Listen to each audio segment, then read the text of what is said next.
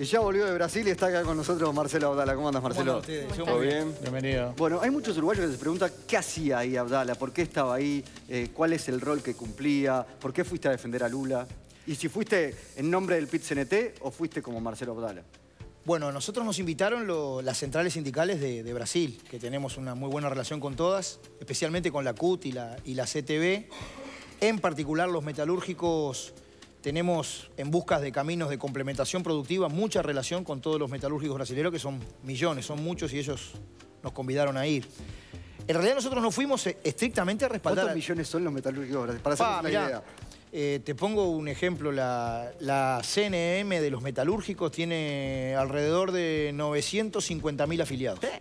O sea, el UNRWA... El UNRWA, uno de los UNRWA brasileros, porque allá como hay distintas centrales, no, son muchos, sí.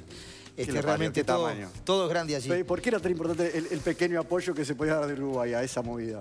Mirá, a nosotros nos convidaron las centrales y fuimos a un acto de defensa de la democracia en Brasil.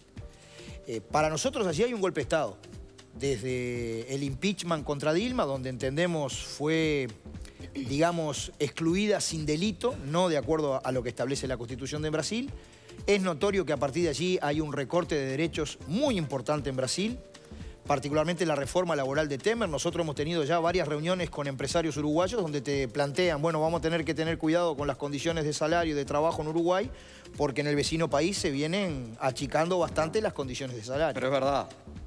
Es un factor, ¿no? Como la economía está interconectada, claro, nos agrega un problema, eso es claro, digamos, ¿no? El empresario que dice eso le está diciendo una cosa cierta, más allá de que quiera llevar agua para su molino, digamos. Exacto, está diciendo que los elementos de la competitividad ante una política de recortes laborales en todo el continente, la situación en Paraguay es aún peor todavía.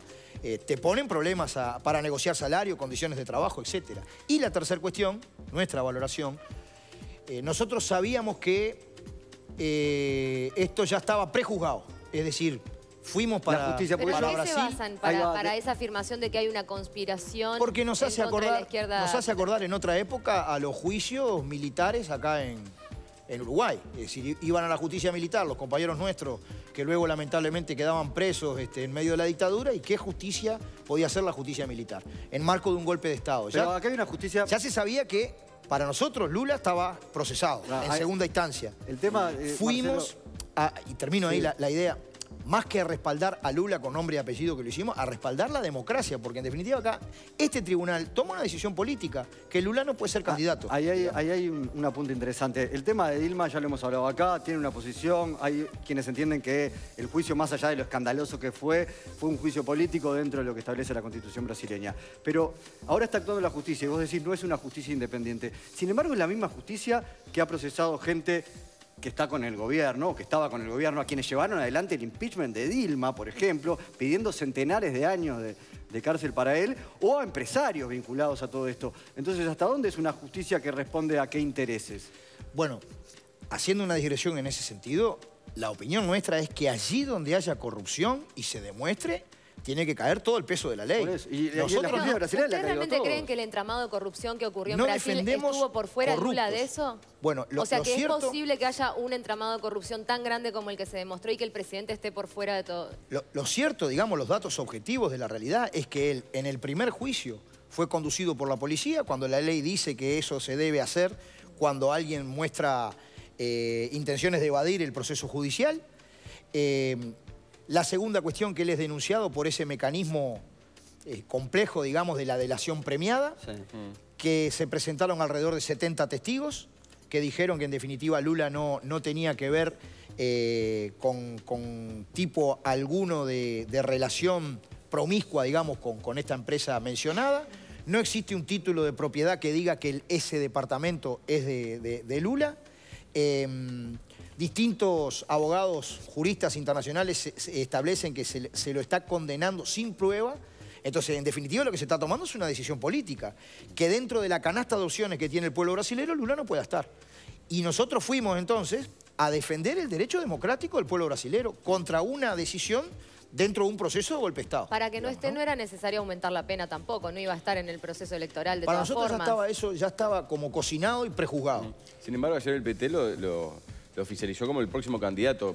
¿Vos crees que pueda llegar o ya lo van a sacar de cuajo? Hay allí un resquicio jurídico que podría ser que lo que sería acá en Uruguay, porque no es la misma la estructura, la Corte Electoral de allá pudiera habilitarle, pero realmente nosotros creemos que esto es un paso más, un nivel más en un proceso de un golpe de Estado sui generis. No es lo mismo que pasó al sur de América Latina en la década, fines de los 60. No es la disolución del Parlamento como acá. No es la misma forma, pero es un proceso de un estado de excepción total. Sí, hay obviamente un problema sistémico en el Estado brasileño.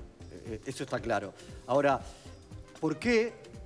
¿A qué intereses responde la justicia? Insisto, si además de Lula procesa a Acuña, que fue el que llevó adelante el impeachment contra Dilma. ¿Cuál es el interés político de la justicia? ¿O quién hay atrás? Porque me podría decir, los empresarios de San Pablo. Pero también están en cana los empresarios de San Pablo. ¿Y Temer? Se zafó un par de veces, ¿no? Viene zafando, pero... Hubo un accidente aéreo, creo, del juez que lo estaba investigando. Qué accidente conveniente, ¿no? Yo no quiero decir acá las cosas, pero Temer hay más que pruebas de corrupción, pero así lamentable, ¿no? El caso de Aécio Neves, otros casos, es decir... ¿Qué es lo que yo te quiero decir? Nosotros vemos que hay allí una... La justicia está siendo menos dura... sumamente flechada. Con quienes totalmente son más favorables al mercado, digamos, porque el mercado también está respondiendo bien a este gobierno, ¿no? La economía brasileña y bueno, con estos cambios... después de la decisión dicen que subió la bolsa de San Pablo, ¿no? Sí, bajó el dólar. ¿De qué estamos hablando? De un proyecto económico, social, que va objetivamente contra las grandes mayorías del pueblo de Brasil. ¿Nos referimos a qué? A la promoción de empleo y leyes laborales. A la promoción de la educación para sectores que han estado históricamente excluidos en la vida de Brasil, a la promoción de universidades, investigación, desarrollo, a que Brasil pueda ser un actor de peso en la economía global. Y el problema, para quien pueda establecer, bueno, no vemos qué relación pueda tener eso con Uruguay, si el mundo está globalizado, interconectado, mucho más la región, esas cosas influyen en nuestras posibilidades de desarrollo o no. Marcelo. Pues también he escuchado una cosa que es interesante profundizar un poquitito. Porque ustedes hablan de la no injerencia, pero cada vez que pueden se pronuncian por los distintos fenómenos, ¿no? Eso es interesante porque hay que aclararlo. El principio de la no injerencia es un principio de buenas prácticas internacionales para los estados. Ahora, eso no significa que las organizaciones, cualquiera, sociales o políticas, no se pronuncien por los fenómenos. El movimiento obrero uruguayo nació, una de sus vertientes, además de la realidad criolla nuestra, fue la inmigración. Está bien, Marcelo, pero lo que pasa es que, sobre todo en las redes sociales, se ha visto que muchos, inclusive integrantes de sindicatos también, ¿no? Porque este tema ha dividido un poco aguas, no se sienten representados, por ejemplo, en la presencia de un dirigente del PIT-CNT. O sea, puede decir, no, yo no me siento representado, no veo con buenos ojos que Abdala hable en nombre del PIT-CNT o de los trabajadores uruguayos. Bueno, en este caso, nosotros fuimos por decisión de la UNRWA. Y luego, ni siquiera habíamos planteado que el PIT-CNT resolviera esta cuestión. Pero al final el Secretariado Central respaldó la presencia de la delegación. En eso, este año tenemos una oportunidad formidable para debatir esas cuestiones, ¿no? Que es el Congreso del PIT-CNT, claro, donde van mandatados los delegados de todos los sindicatos, van de acuerdo y bueno, bienvenido ese debate, ¿no?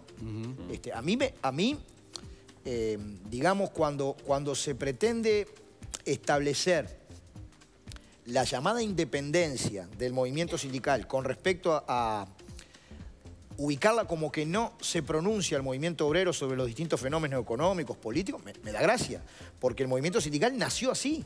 Puede ser criticable tal posición o tal otra, pero siempre fue así el movimiento sindical. Se te criticó cuando en Venezuela dijiste, vengo en nombre del pueblo uruguayo, ¿te acordás? Eso yo me hice una autocrítica, aunque una fineza. Todo el mundo que sale afuera, porque es menos que los que están ahí, siempre habla en nombre de...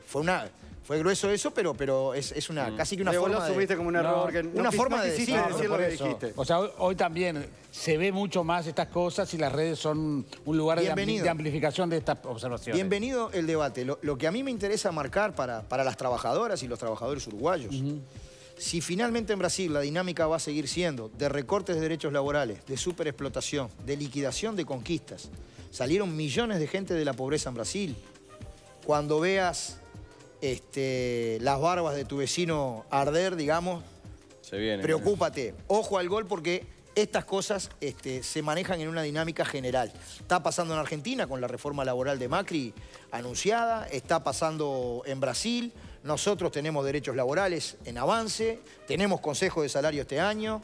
Cuando nosotros defendemos esta perspectiva, estamos defendiendo también la de nosotros, digamos. Marcelo, muchísimas gracias. Gracias por venir, ¿eh? Un gusto como siempre. ¿Qué pasa? Bueno, vamos a...